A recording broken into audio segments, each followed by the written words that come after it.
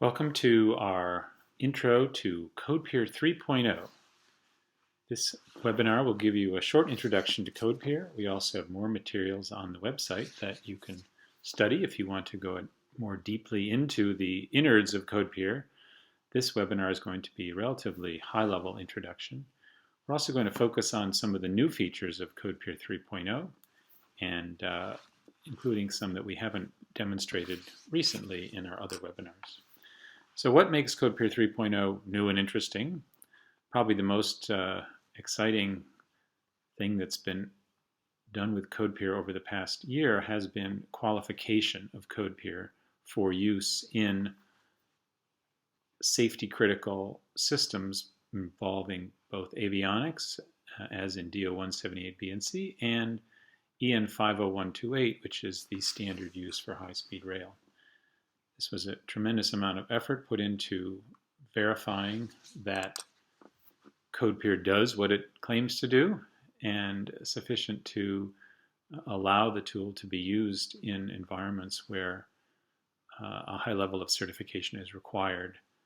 CodePeer can be used for proving things such as there are no references to uninitialized data and that sort of thing. I'll give you an example of some of the qualification tests that we use later. And if you're interested more in qualification, please contact our sales group. Another area where we've been putting energy because of a lot of interest from our users is in the area of the common weakness enumeration, CWE. We are now adding support for using common weakness identifiers in many different places in the tool, and you'll see that in the demonstration. These are identifiers that have been standardized by a group working out of MITRE, and there's a website devoted to CWE, and it's become an important way of identifying that the well-known weaknesses in software are not present in the application that you're building. A third area of significant interest for some applications is doing more precise analysis of IEEE floating point computations. In the past, we've treated floating point as a kind of perfectly precise computation so that 1 divided by 3 is exactly 1/3. Well, real hardware generally uses something that is based on IEEE floating point standard, and we now have mechanisms for representing that precisely in CodePeer so that it knows exactly what will be the computations at runtime, and it can identify possibilities of overflow, loss of precision, underflow, and that sort of thing. And the fourth area that we'll focus on for this webinar is the area of race conditions. This is something that, again, it depends on the application, but many applications in Ada, because Ada is such a strong language for doing multi-core, multi-threading kinds of applications, you can run into trouble if there's use of global data without appropriate synchronization and so on, and CodePeer has support for identifying those kinds of problems. And then there are other things that are new in CodePeer or enhanced in CodePeer 3.0, and we'll talk about them briefly, but we won't actually focus on them during the demonstration. Okay, so why CodePeer? Well, for some of you, this may be preaching to the choir, but if you don't know what a static analysis tool like CodePeer can do, the real goal of it is to allow you to sleep better at night. Basically, CodePeer analyzes your software at a level of pickiness and precision that is almost impossible for humans to match. CodePeer looks at every line of code, worries about things like uninitialized variables, uninitialized global data, unreachable code, race conditions as mentioned. If you have any places where there might be a runtime exception, these are all things that Ada catches a lot of problems, but it doesn't necessarily catch all of your problems, particularly at compile time. CodePeer, on the other hand, which is run basically at compile time or shortly after you've gotten some of your code to compile, it does a much deeper analysis. It does take a little longer, but it's almost always worth the time. And I'll give you some examples of what it can do. So one of the nice things about CodePeer is that it learns a lot about your code, and then it doesn't keep it a secret. It informs the programmer, it informs the code reviewer about the code that they might be looking at or that they might have recently written. And it does so by generating what you'll see look like comments. They're actually pseudo comments. They're displayed in your CodePeer user interface, but they're not really physically in the source code. But they look like comments. They read like comments. And the nice thing about them is they actually are guaranteed to match the code as built. So they are essentially as built documentation that are available to you as you're using the CodePeer user interfaces. That are great for code review or just double checking that the computer and you feel the same way about what the code is trying to do and so on. And it can be very nice even when you wrote the code yourself to see if the computer thinks that you've got the same idea of what it's supposed to do. What are the effects of the code? What are the limitations of the code and so on? All those things are documented by CodePeer, and again, we'll show you that. So CodePeer is integrated very tightly with the Ada Core Gnat Pro compiler. On the other hand, you don't actually need the Gnat Pro compiler as a product to use CodePeer because the parts of Gnat Pro that are needed are bundled with CodePeer. It's essentially the front end of the Gnat compiler, so it's a very, very mature Ada front end, and CodePeer takes the output of that front end and analyzes it further.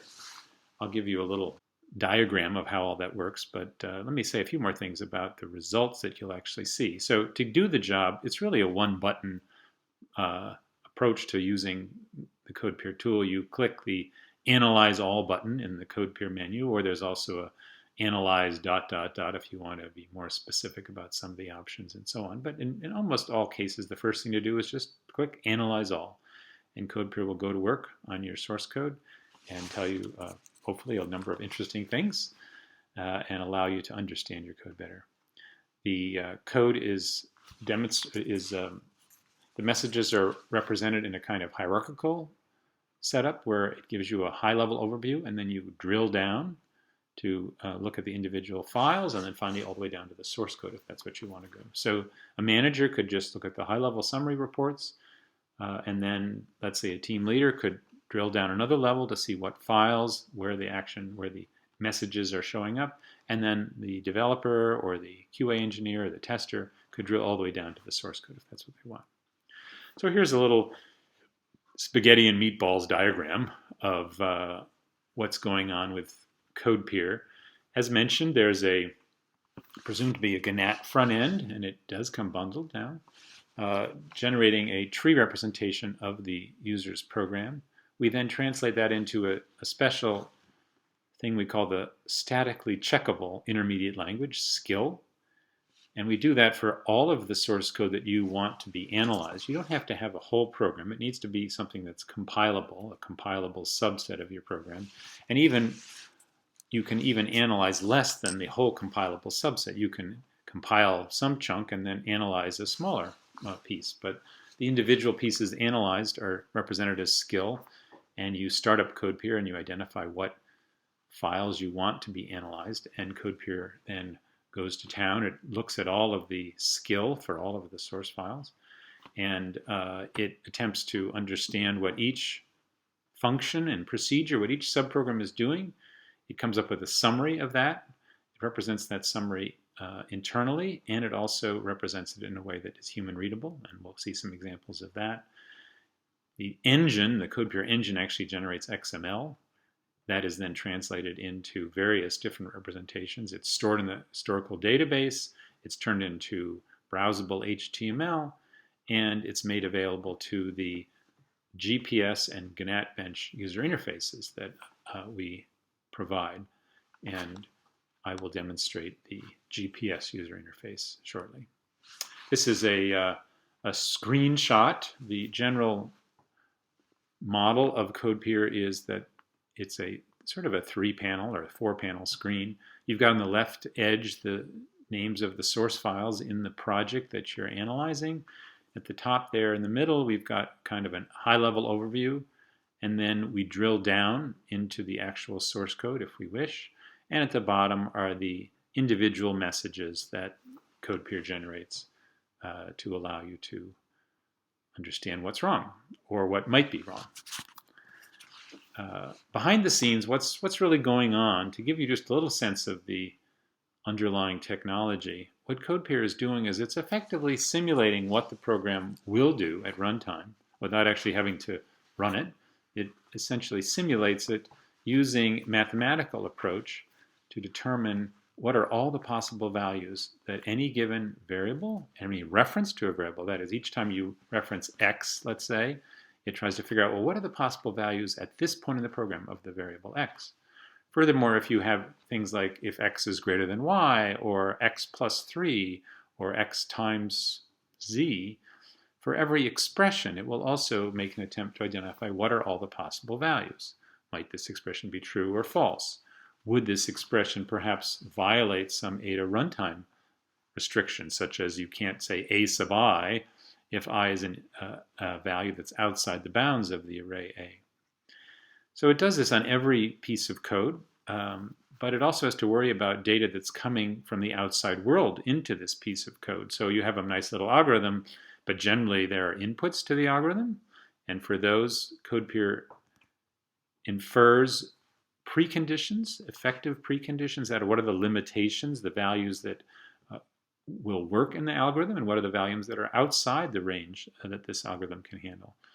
Similarly, when the piece of code is all done, CodePeer figures out, well, what are the results of this code? What are the side effects? And for each global variable or out parameter that is changed, what are the possible values of that out parameter? CodePeer also deals with the fact that you might not be analyzing the entire program. So it analyzes, if you do have a call on a procedure that has not been analyzed, CodePeer determines what sort of presumptions you're making about that code. What are you assuming it does? Because you perhaps call a function, take the result, and immediately dereference it, presuming it's null, or not null, I suppose. Or other kinds of uses. By the use that you make of data coming back from an unanalyzed procedure, CodePeer is able to inform you as to the sorts of presumptions you're making. And finally, of course, there are globals, both constants and variables, and CodePeer worries about the possible values that those globals might have.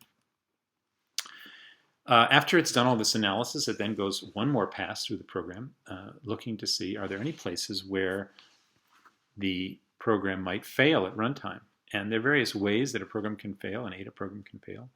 Array indexing, divide by zero, tag checks, which has to do with object-oriented programming, discriminant checks, which has to do with using variant records, access check has to do with using pointers, range check having to do with numeric calculations, similarly overflow check, and finally preconditions. Preconditions is something that's sort of unique to CodePeer in that we, as I said, infer the preconditions, the limitations that any given algorithm might have. For example, if the algorithm does a calculation and it assumes that the inputs are not too large or else things might start overflowing, CodePeer figures out exactly what are the bounds that can be correctly manipulated within this function. And if it then looks at every point where that function is called, and it uses these inferred limitations, these inferred preconditions, to check that the parameters being passed into the subprogram are in fact within the appropriate range. So these are the kinds of checks CodePeer looks for, and it'll produce a message anytime it detects that one of these checks might fail at runtime. There are other checks. You can actually write your own assertions, and CodePeer will make an attempt to prove whether or not that assertion might fail. Or you can simply write something such as, if x is greater than 100,000, then raise some exception, and CodePeer will try to be certain that you don't actually hit that limit, or what is the exact value that will cause it to raise an exception. And another very important area for CodePeer is to detect whether you ever reference data that might not be fully initialized.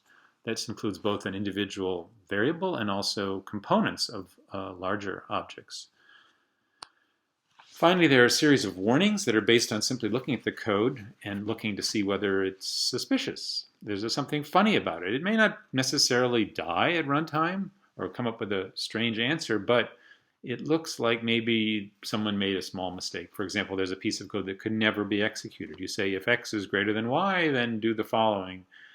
And inside there, you say, if x is less than y. Well, those both can't be true, so there's a piece of code inside there that's dead. Similarly, the actual test that is always going to go the same way is identified.